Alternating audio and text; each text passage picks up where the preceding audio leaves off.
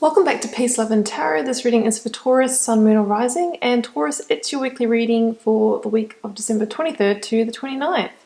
Taurus, we've got a very direct message from the universe in your oracle card here. No. Wait, postpone, pause. We have the Strength card, Queen of Cups, Knight of Wands, Five of Pentacles, Eight of Swords, and the Three of Cups here. So yeah, interesting reading. We can see that it is time to release the energies that are keeping you small. You're invited to have that, the strength and courage to do that, to step into a new level of emotional self-mastery. And after that process is complete, then I feel like it will be time to take action to move forward in the near future, not this week, but in the near future. And you're going to be moving on to much lighter energy, much more happier times I can see here. So let's kick off with the oracle card before we go to the tarot. So no, wait, postpone, pause, say no. You are being called to either pause or say no. Saying yes to something that isn't in alignment with you will drain your energy and your time. Hold out for an aligned yes. Often we are looking for guidance to make a decision. It can be frustrating not to move into clear and considered action. However, timing is everything, and not receiving clear guidance is actually guidance in itself. We all go through times known as waiting periods. These times are crucial for our body to regenerate, the new path to formulate, and the universe to begin creating things on our behalf. You don't need to be plowing forward all the time to move forward. A potent yes, when the time is right, will put you ahead leaps and bounds. Don't force things now, just because it seems to be the only option. Take a breather and wait. Yeah, so it's sort of saying here, Taurus, that you might be a little bit in the space in between this week. Now, hey, we're just about to close out a decade, guys, and there's been a lot of energy around in the last couple of months, a lot of releasing. A lot of you have probably made big decisions. Some of you have had tower moments. It's been an intense time. And the energy really is shifting as we come into 2020. So some of you might just be needing to have a breather, a pause. Some of you might be in that space in between after making big life decisions, or people leaving your life, things like that, that you might just be a little bit like, well, I'm not too sure, where to move forward to yet. So just pause. You don't need to be taking action all the time, Taurus. It is okay just to, sit in that flow for a little while and see what presents itself out of that space. So let's go to the tarot. I'm going to start in the recent past here with the Five of Pentacles and the Eight of Swords. Yeah. So, the theme really is going to be, as we cross over into the new year, to get yourself prepared to leave behind the last of the energies that are keeping you small, constricted, bound, or stuck, Taurus. Because, here we have, the Five of Pentacles and the Eight of Swords. They both share a sense of, maybe being stuck in by our own inner demons, sometimes by victim mentality in particular with these two cards. The feeling a little bit sorry for ourselves. Some of you might have lost, lovers, jobs, finances in the recent past, and, you might be feeling bad about that. However, we don't want to stay in the energy of our losses, because that can really put that vibration out there to the universe, and we can keep attracting more of the same. So we really want to work to raise our frequency, raise our vibration, so that then we can, take action and move forward into lighter energies and more positive times. The Five of Pentacles talks about that feeling of being, stuck out in the cold. That could be by, being left by somebody, being, maybe a friend has kind of kept you at a distance, that sort of thing. It can make you feel disconnected from people.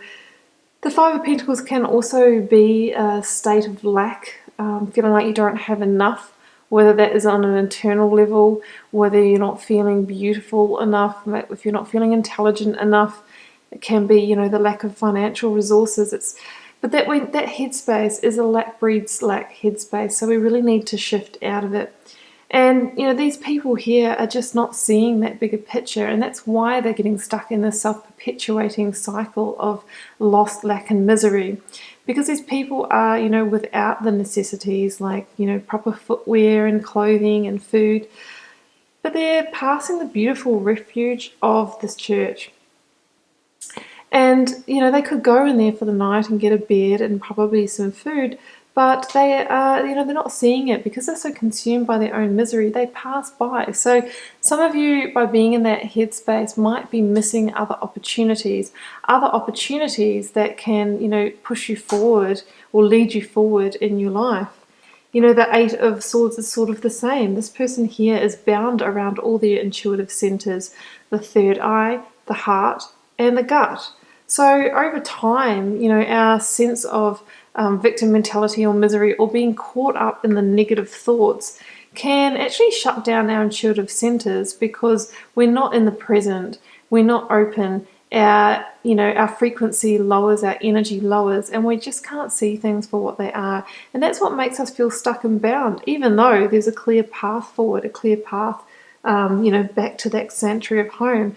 Both of these cards talk to me about a disconnection from the higher self, a disconnection from the inner wisdom. But the beautiful thing about this Five of Pentacles, guys, is that, this is the Hierophant, this is spirituality, the divine, the universe. And, it is always ever present. It is always there for you. So by seeing the bigger picture and staying connected with that energy, we're staying connected to the sense of hope and trust and faith. That's where we cannot sort of, spiral down into this energy here. So this is the energy that we want to release and leave behind. However, really there was a lot of energy like this around in 2019, especially to the end. So I'm not surprised to see the remnants here of it, but you are being invited to transmute and transform that energy this week. So, maybe it's just more of an internal journey this week rather than, making the big decisions or the moving forward, which you're being invited to say no to. So the Strength card for me just links in perfectly with that message of needing to reconnect with your higher self and your inner wisdom again, because here we have a lion and an angel, and the lion, as we know, the lions can be aggressive.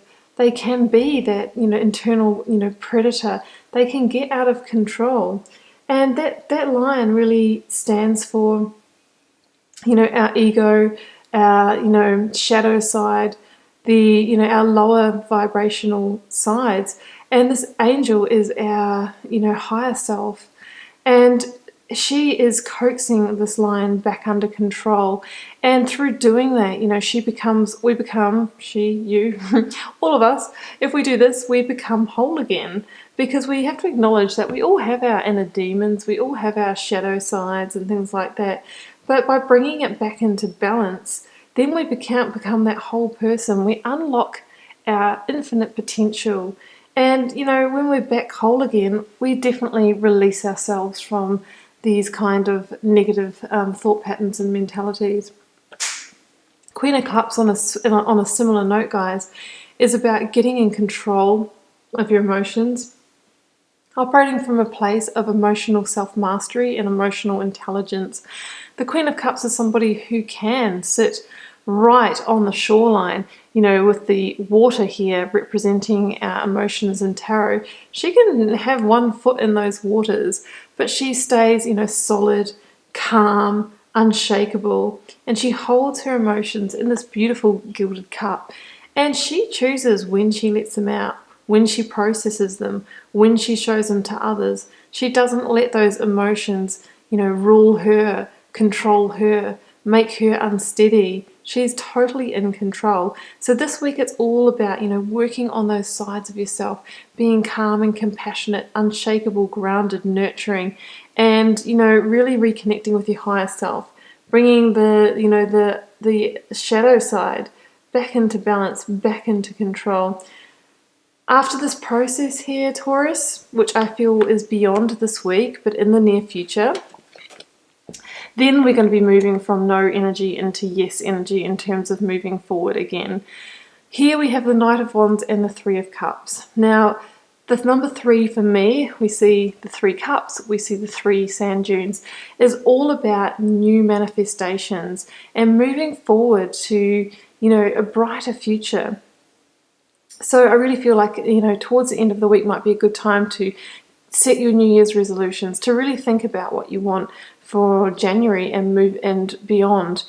Because the Knight of Wands is going to be about, moving forward, charging forth to find the things that you're passionate about in your life again, to find that sense of enthusiasm, to move on to, lighter times, to celebrations, to, eventually being able to celebrate the harvest of the hard work of releasing, clearing energetic space, that kind of thing. On another level, we can't rule out that the Knight of Wands won't be a passionate offer coming in for you in the near future, in love, in business, a job that you're really passionate about. But I'm really more feeling that this is you, once you know that that time is right, actually being able to take quick, inspired action to move things forward. Three of Cups, yeah, I think this can also relate to shifting into a lighter vibrational time.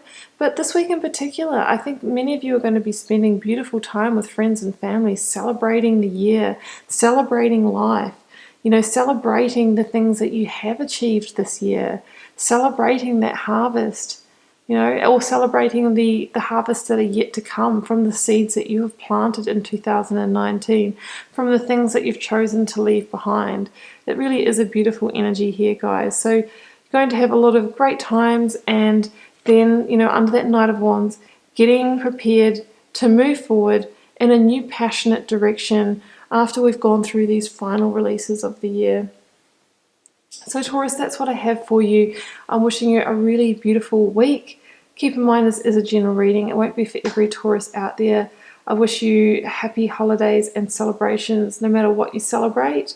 And I'm really looking forward to seeing you back here for plenty of readings next year. Leave me a comment. Always love to know how it's playing out in your daily life as well, guys. And I'll see you soon.